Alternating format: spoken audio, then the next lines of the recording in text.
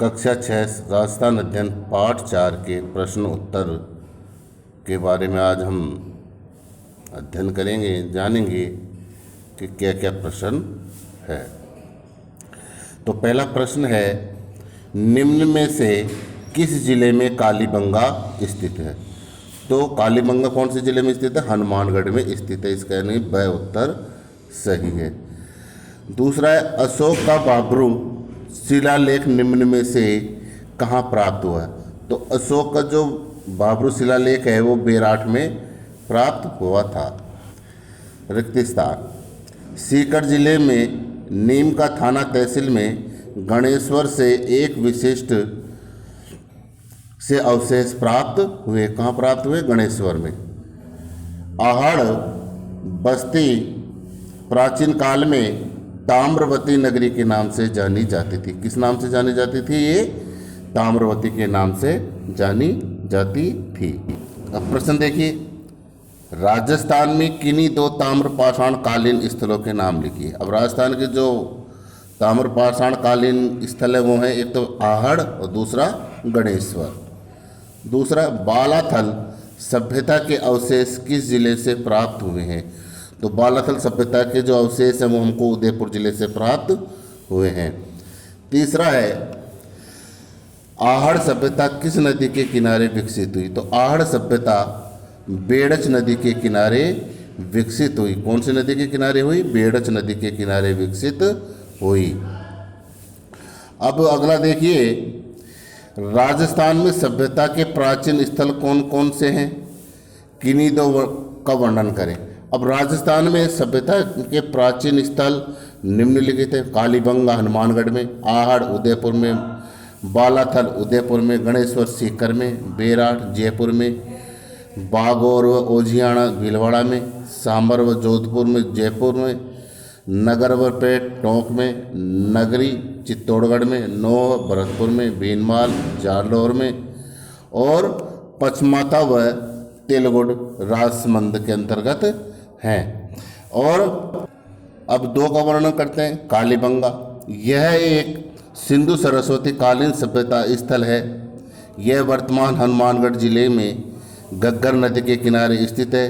यहाँ खुदाई में एक नगर मिला था जिसके मकानों में ईंटों का प्रयोग किया गया था। यहाँ खुदाई से गांव के मुख्य वाले, गाय के मुख वाले प्याले, तांबे के बेल, कांस्य के दर्पण, हाथी दांत का कंघा, मिट्टी के बर्तन, कांच की मणियाँ आदि खिलौने प्राप्त हुए हैं। कालांतर में नदियों का पानी सूखने एवं मरुस्थल के बढ़ने से यह सभ्यता स्थल नष्ट हो गया। इसके बाद में तो बालाथल है। इस सभ्यता का विकास वर्तमान उदयपुर जिले की बल्लभनगर तहसील के बालाथल में हुआ था। यह ताम्रपाषाण कालीन सभ्यता स्थल है। कौन सी सभ्यता है ये? ताम्रपाषाण कालीन सभ्यता स्थल है। यहाँ 11 मंदिरों का एक बड़ा भवन एवं मूर्ति एवं दुर्ग जैसे चिन्ह भी यहाँ प्राप्त हुए हैं। इसके अतिरिक्त यहाँ से तांबे के चाकू, कुल्हाड़ी, छेनी, बाण जैसे उपकरण एवं कर्णफूल, गले के हार की लटकन आदि के आभूषण प्राप्त हुए हैं।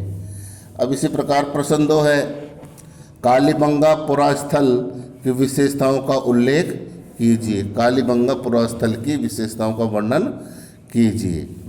अब कालीबंगा पुरास्थल की विशेषताएं, कालीबंगा पुरास्थल की प्रमुख विशेषताएं निम्नलिखित है।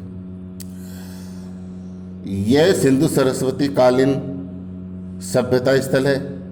इसका विकास वर्तमान हनुमानगढ़ जिले में घग्गर नदी के किनारे हुआ था। कालीबंगा में खुदाई में मिले नगर के मछली में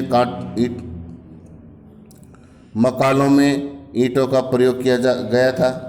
मकानों में 4-5 बड़े एवं कुछ छोटे कमरे होते थे। तीसरा है, बस्ती में गंदे पानी के निकास के लिए यहाँ लकड़ी व ईंटों से नालियाँ बनी हुई थी। चौथा, इस सभ्यता स्थल में धार्मिक कार्य में प्रयुक्त होने वाले अग्निकुंड भी मिले हैं। 5वां है, इस स्थल से नगर के प्राचीर के बाहर जोती हुई कृषि भूमि के साक्ष्य भी प्राप्त हुए हैं। इस सभ्यता स्थल की खुदाई से गाय के मुख वाले प्याले, तांबे के बेल, कांच के दर्पण, हाथी दांत का कंगा, मिट्टी के बर्तन, कांच की मणियाँ एवं खिलौने आदि भी प्राप्त हुए हैं।